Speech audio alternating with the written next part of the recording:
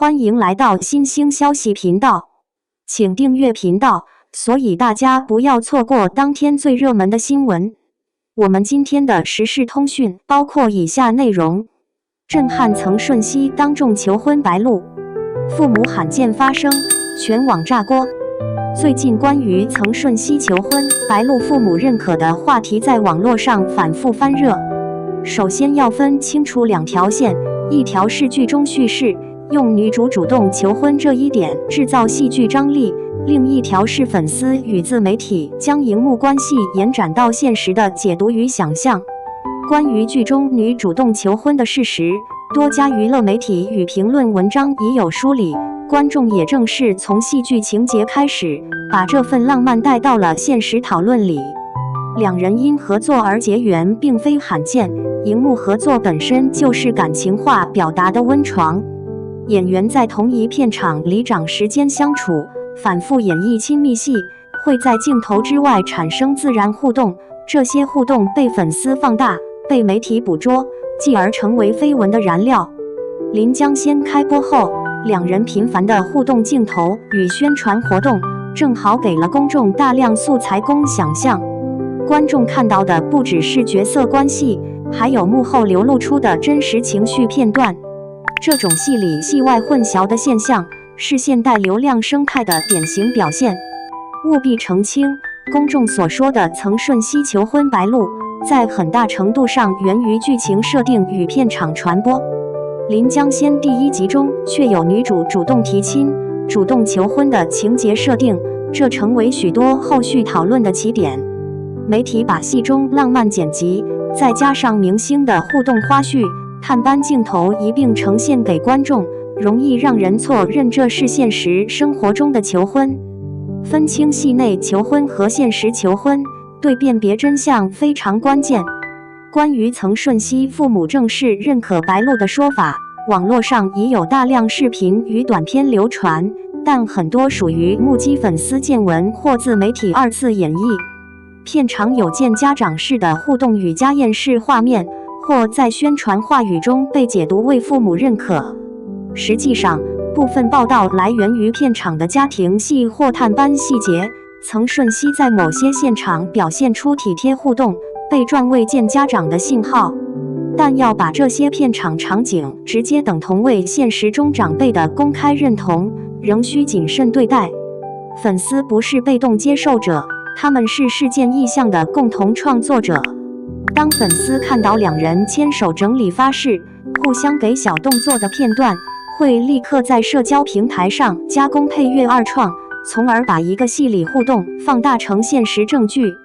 这种由粉丝驱动的叙事，不仅增加了话题热度，也让当事人的私人边界变得模糊。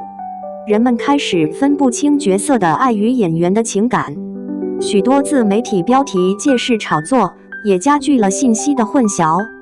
娱乐报道常见的套路是截取亮眼片段，加感性化解读，加耸动标题。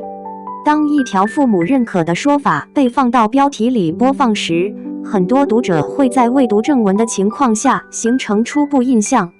短视频平台则更容易通过快速剪辑，把同一件事放大数倍，几个镜头加感性配乐等于情绪共振。作为读者，我们要学会看来源，核实细节，不能把所有标题等同为事实本身。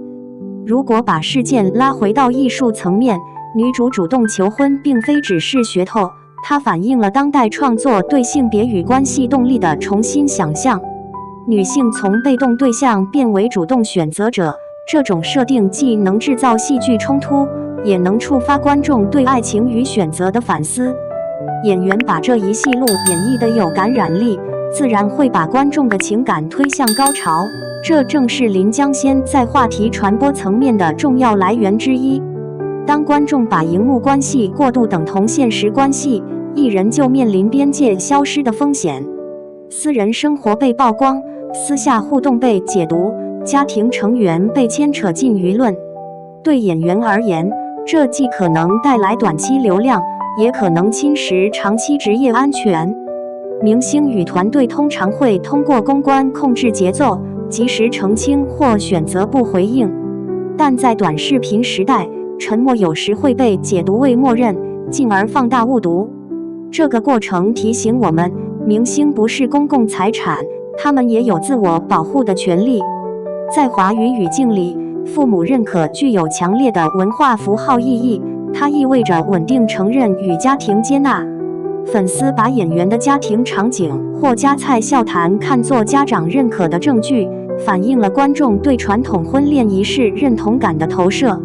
换句话说，这种解读更多是文化情感的投影，而非确证记录。人们渴望一段故事从戏剧走向现实，并通过父母认可找到情感安全感。演员既是创作主体，也是公众人物。面对铺天盖地的联想与解析，他们需要在保护隐私与回应粉丝之间做出选择。主动澄清可以终结谣言，但也可能让个人生活被过度曝光；选择沉默则可能让流言继续滋生。成熟的艺人团队往往会在舆论风口上保持冷静，用事实与节奏管理话题，同时尊重演员个人的节制与边界。任何热度都会带来资源、代言、话题节目曝光机会，但热度也可能把关系标签化、商品化，把复杂的人际感情简化为话题符号。长期来看，频繁被拿来当话题原料的私人关系会被稀释成可消费的符号，这对演员的人格完整性与情感生活都是损耗。粉丝应当学会在喜欢与尊重之间找到平衡。临江仙因开局大胆，女主主动求婚而引发两极评价，有人吐槽造型台词，有人追捧剧情反转。正是这种被吐槽也被追捧的双重状态，成为其热度引擎。热搜、二创、短视频剪辑把剧中人物的一个细节反复放大，进而生成现实讨论的异化样本。这正是现代影视话题制造的常见路径。把戏剧情节投射到现实，不只是因为演员表现好，更因为观众在寻求代入与情感满足。现代社交媒体把参与感变成常态，观众不仅观看，还要参与评论、创作，把两位演员的互动当成现实爱情来追逐，是一种参与式的情感消费。它既满足了粉丝的想象，也反映出集体对浪漫故事的持续渴望。粉丝的能量是强大的，他们能把一部剧推上热搜，也能为偶像争取商业资源。但同样，过度追逐私人信息，对偶像施压，制造私人生活话题，也会成为偶像的负担。作为一个成熟的粉丝生态，需要培养尊重边界的自觉。支持作品与支持偶像的工作是理性追星的核心。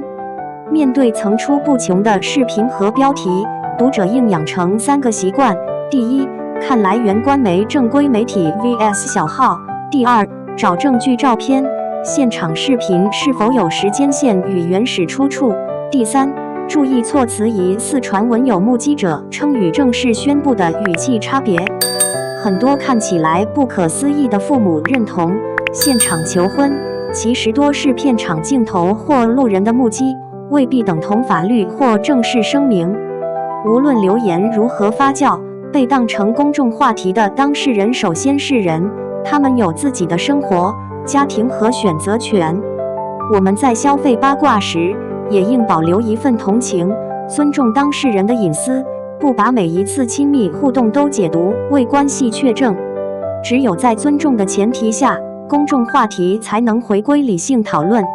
曾舜晞与白鹿的求婚，父母认可话题，折射出的是当代娱乐生态剧作、表演、粉丝、媒体互相叠加，形成复杂的传播机制。无论最终真相如何，这个故事提醒我们2点：一是戏剧性的浪漫有时被社会化为现实期待；二是我们每个旁观者都应有分辨与节制，把爱留给故事，也把尊重留给当事人。感谢你看到这里。如果你喜欢这类深度解析，请点赞、收藏并订阅我们的频道账号。在评论区告诉我，你认为戏里求婚应该被看成现实预告吗？你更愿意相信官方声明还是粉丝见闻？我会选精彩评论在下一期里讨论。谢谢大家的陪伴，我们下期见。